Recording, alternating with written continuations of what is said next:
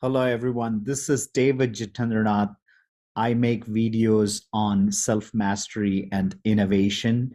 And this video is more along the lines of self mastery and sort of like, perhaps some, innovative concepts in self mastery also, what sort of mindset you can have.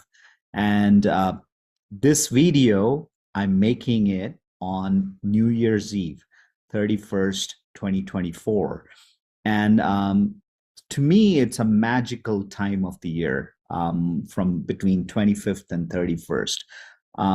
I work on a lot of things, review the year, plan the next year. As most people who are into self mastery, they end up doing the same thing most of the time. Most people are thinking about what they did well, what went well, what could have been better, and what sort of goals one might have for the new year. One of the things that I really like to do, and I've posted this on many social media platforms this time of the year, is read this book called Life is Short. It's a book by this philosopher called Dean Rickles. Great book, 94 pages. That's it, very short. And he intentionally kept it short. And he's also a professor at a university in Australia. It is not for the faint-hearted because it does reference a lot of philosophy, especially existentialist philosophy. As you can tell by the title, Life is Short, How to Make It More Meaningful. And when I talk about existentialist philosophy, you're talking about thinkers such as Nietzsche, Soren Kierkegaard. You also are talking about Sartre. So he's pulling from all these philosophers. So you don't need to have read them, but at least you should have at least some sort of an understanding of what they have said in their books and at least be able to relate to some of the concepts he pulls from them. Now, Oliver Berkman, who's another author, has written a foreword to this book. And he's the author of another book called 4,000 Weeks. I do recommend that one too.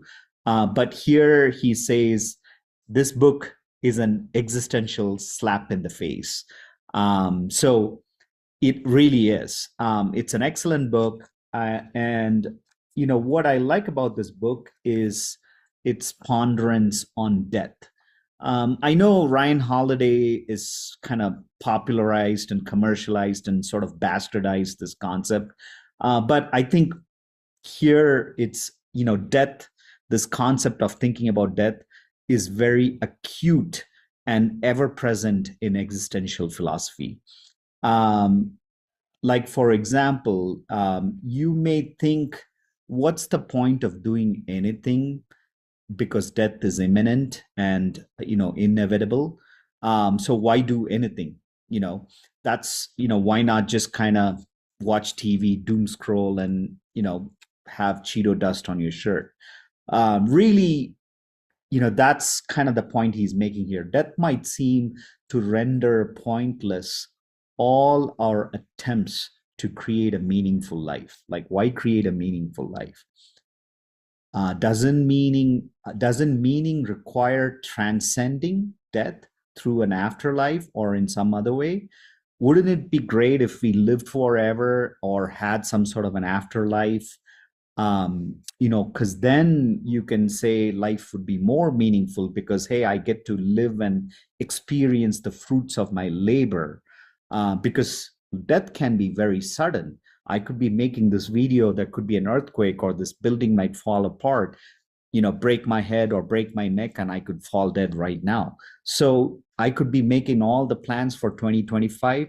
It may still not come to fruition because death is sudden. That's what is kind of like bothering. But at the same time, should you even do anything? And that's where Dean Rickles makes this brilliant point. I think this is great. Dean Rickles argues life without death would be like playing tennis without a net. If you played tennis without a net, think about what kind of a game would that be? They're absolutely no pointless. There's no death in that game. You just kind of keep ping ponging the ball back and forth. Really, you won't hit the net. That's what makes the game of tennis extremely meaningful, because there's a chance that you actually might hit that net. It might actually, the ball might even hit the top of that net, that wire thing, the white wire thing, and kind of bounce a couple of times, and it can fall this way or that way.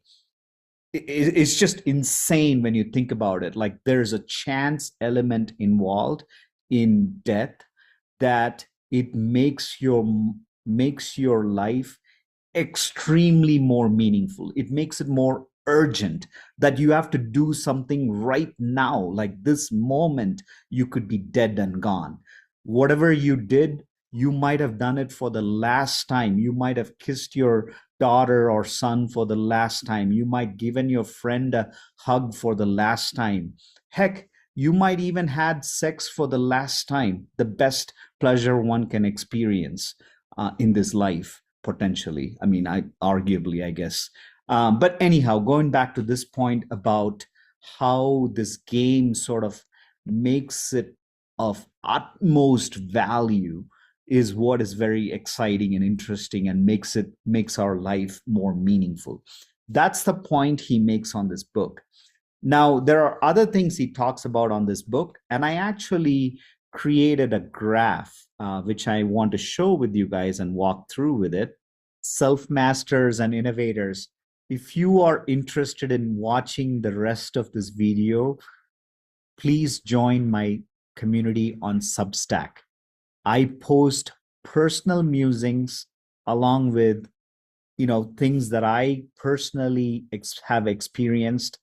It's sort of like under the hood, sort of an experience, and you really we dive deeper in that community. So I highly recommend, if you want to watch the rest of this video, to join my Substack community, so that way you can watch this content on that community. Hope you'll join us there. Thanks for watching.